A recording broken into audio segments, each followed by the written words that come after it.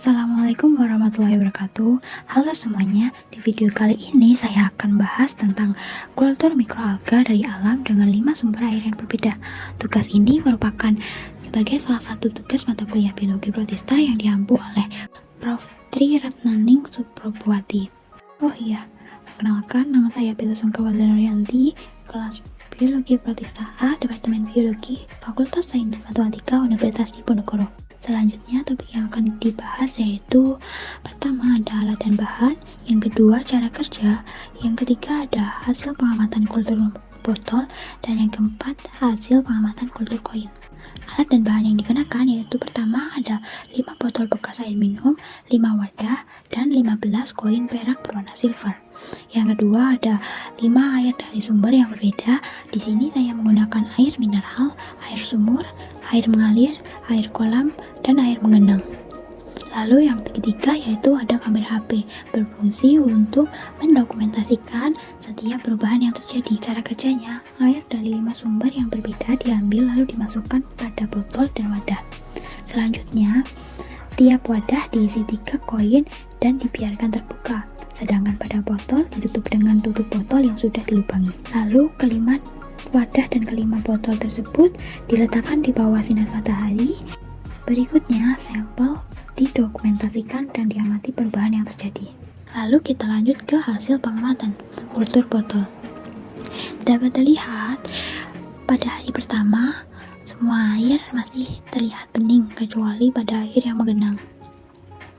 Pada hari ke-7 mulai ada perubahan, yaitu ada perubahan warna pada masing-masing air dari sumber yang berbeda, kecuali pada air aqua dan air sumur. Pada hari ke-14, air menggenang menunjukkan warna yang lebih hijau daripada sumber air yang lainnya. Berikutnya, hasil pengamatan pada kultur koin. Dapat dilihat, belum ada kultur pada permukaan koin dari kelima wadah. Lalu hari ke-7, terlihat perubahan dan terdapat kultur pada air mengalir, air menggenang, dan air kolam. Sedangkan air mineral dan air sumur belum menunjukkan perubahan. Pada hari ke-14, pada air mengalir, air menggenang, dan air kolam menunjukkan perubahan yang terjadi yang signifikan, yaitu kultur pada koin bertambah tebal. Nah, kenapa sih pada kultur botol dan kultur koin dapat terjadi seperti itu? Mari kita simak pembahasan berikut ini.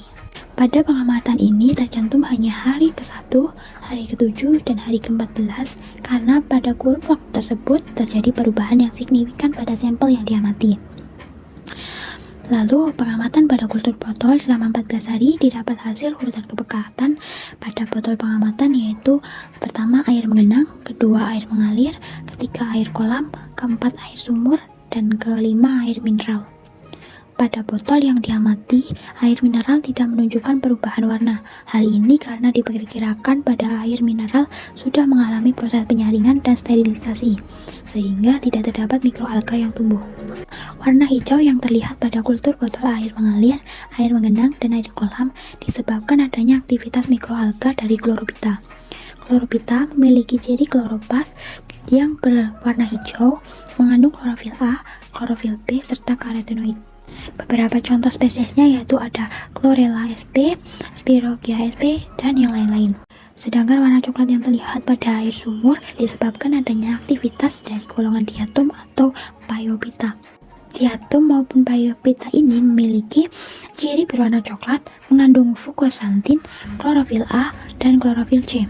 Beberapa contoh spesiesnya yaitu ada Tabellaria sp, Navicula sp, dan sebagainya. Lalu pada pengamatan kultur koin selama 14 hari didapat hasil urusan kepekatan pada koin pengamatan, yaitu yang pertama air menggenang, yang kedua air mengalir, yang ketiga air kolam, yang keempat air sumur, dan kelima air mineral. Pada air mineral dan air sumur tidak terjadi kultur pada permukaan koin. Berbeda pada air kolam, air menggenang, dan air mengalir. Pada air tersebut terdapat kultur berwarna hijau pada permukaan koin. Hal ini diduga adanya koloni mikroalga kelompok chlorophyta yang tumbuh di dalamnya. Hal ini dikarenakan chlorophyta atau alga hijau merupakan kelompok terbesar dari vegetasi alga. Chlorophyta sendiri sebagian besar hidup di air tawar. Berikut merupakan referensi yang saya gunakan untuk membuat video ini.